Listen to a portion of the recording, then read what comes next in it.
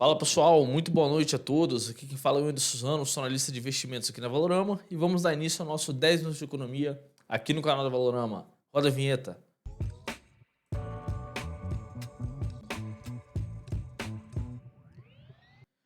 Fala pessoal, bom, dia animado aí, né? Tivemos aí nosso índice Bovespa dando uma recuperada, né, em relação aí ao que tivemos no dia de ontem. Ontem, como eu disse aí, para quem acompanha nosso vídeo, a gente falou um pouco sobre o dia que amanheceu, né? Que amanheceu bastante sangrento aí nas bolsas mundiais. Aqui também no Brasil foi a mesma coisa. Chegamos ali a fazer mínima na casa dos 101.600 pontos, né? 101.600 pontos. E voltamos a subir, né? E agora voltamos aí a atingir a casa dos 104 mil pontos aí novamente, né? Então foram dias de negociações aí bastante voláteis, tá, pessoal? Nesses dois últimos dias aí. Na verdade, 104 não, foi 103 mil pontos, tá? Bom, vamos lá. Pedir para compartilhar a tela aí, por favor. Trouxe aqui os principais destaques aí, tá, pessoal? Bovespa subiu cerca de 0,74%, cotado a 103.474 mil pontos, né? Então, um dia positivo aí para o nosso índice Bovespa. O dólar, por outro lado, caiu cerca de 0,87%, cotado a 5,24. Os juros futuros, o mercado precificando os juros lá para 2026 em 12,30%, uma alta de 0,65%. Os juros de 2025, o mercado precificando em 12,16%, uma alta de 0,83%. E os juros para 2024, mercado precificando em 3,02%, uma alta de 0,62%, tá? Os índices americanos dispararam no dia de hoje, principalmente a Nasdaq, principal índice aí de tecnologia lá nos Estados Unidos, das empresas de tecnologia, na verdade, subiu cerca de 2,6%. O S&P subiu 1,76% e o Dow Jones subiu 1,17%. Aqui a Local Web foi o destaque positivo, subiu cerca de 13,04%. A CVC subiu 8,14% após aí ter alguns dias negativos, né? Ficaram no lado negativo. A CVC voltou a subir cerca de 8,14%. A PET subiu 8,08%. A Cash 3, 5,83%. E a Rent, né, a Localiza, subiu 5,46%. Já no lado negativo, a gente tem a Taesa, que caiu 4,03%, a Eneve caiu 3,07%, a Açaí caiu 2,93%, a Via Varejo caiu 2,83% e a EG caiu 2,76% no dia de hoje, tá, pessoal?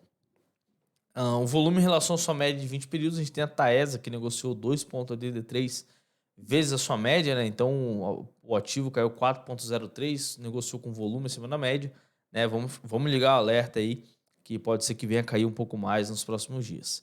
Natura subiu, Natura negociou 2,44 vezes a sua média de 20, a Eletrobras 1,88 e a Marfrig 1,8 vezes a sua média, né? Marfrig que estava como um dos principais destaques de alta, né, para quem acompanhou durante o dia aí. Marfrig estava subindo cerca de 8%, né, mas depois recuou aí, entregou boa parte dos seus ganhos e a gente pode observar aí que não teve força para se manter, né? Tava subindo 8%, depois caiu. E se a gente for olhar aqui, não teve muito volume, sim. Então, geralmente, quando está subindo muito, mas com pouco volume, o mercado não aguenta, né? O mercado não consegue se segurar nesse patamar de preço e depois devolve todos os seus ganhos, tá? Virando a página, a gente tem o IFIX, que caiu cerca de 0,04%. O PATL aí, 11 foi o principal destaque, com 4,83% de alta. Os ETFs, a gente tem um TecB que subiu 4,04%, o HTEC subiu 2,72%.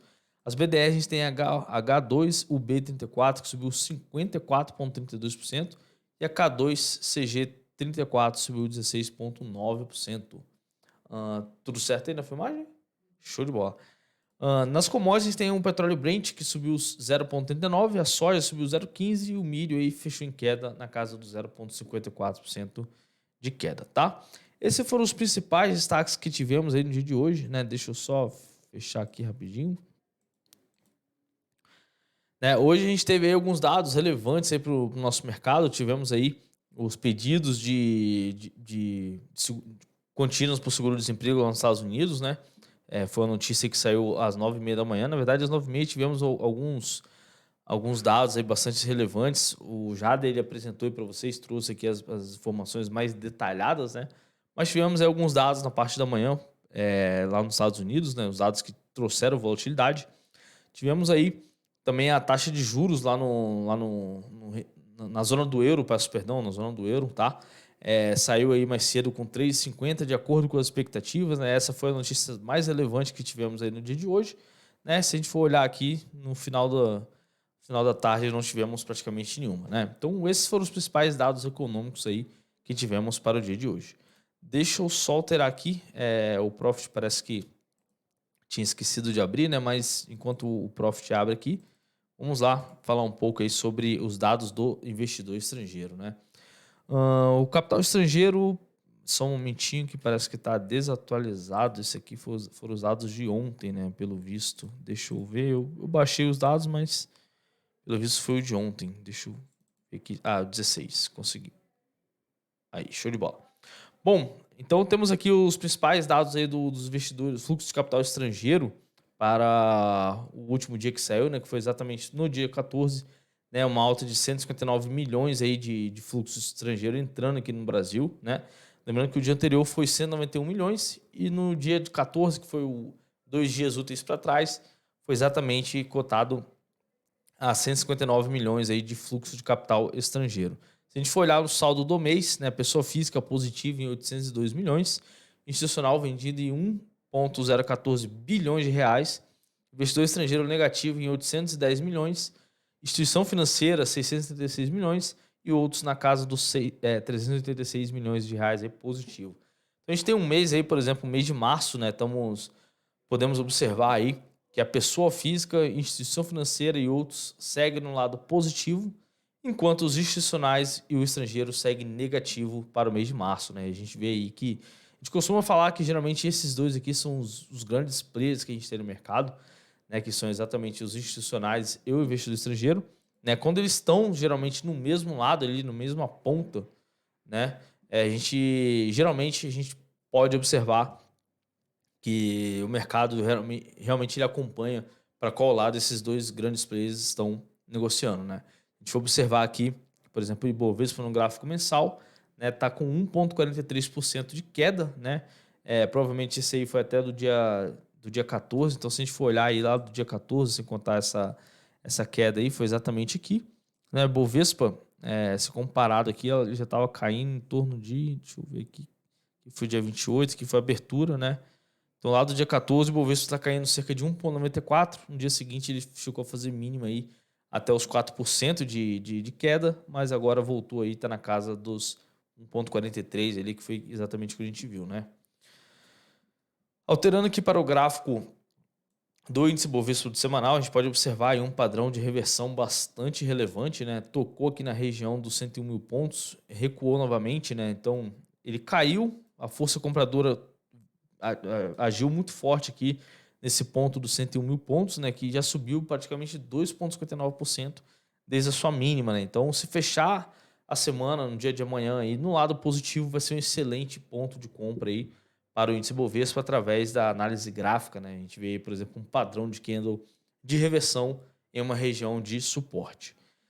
O dólar, por outro lado, também devolveu boa parte aí do que tinha subido na semana, né? Se a gente for observar, o dólar abriu a 5,23 aí, chegou a fazer mínima no 5,34 e depois essa mínima não, desculpa, chegou a fazer máxima e depois essa máxima aí já recuou uma boa parte também do que havia subido na semana, né? E se fechar para baixo aí, tá, pessoal? Se fechar abaixo o dólar fechar negativo essa semana, pode ser aí também um excelente ponto para se observar uma venda, tá? Buscando aí o rompimento desse suporte. A gente vai ver que realmente o dólar não está conseguindo subir, não está tendo força para ficar acima dos 5,30 e 5,35, né? Que são regiões aí de extrema venda, extrema resistência aí. E se não conseguir ficar acima dessa região, é bem provável que o dólar possa vir a buscar a casa dos 5,15 novamente e tentar romper esse suporte para baixo, tá, pessoal?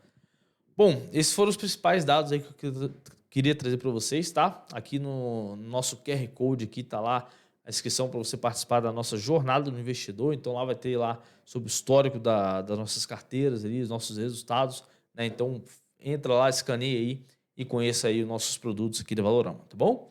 Um grande abraço a todos e até mais. Tchau, tchau.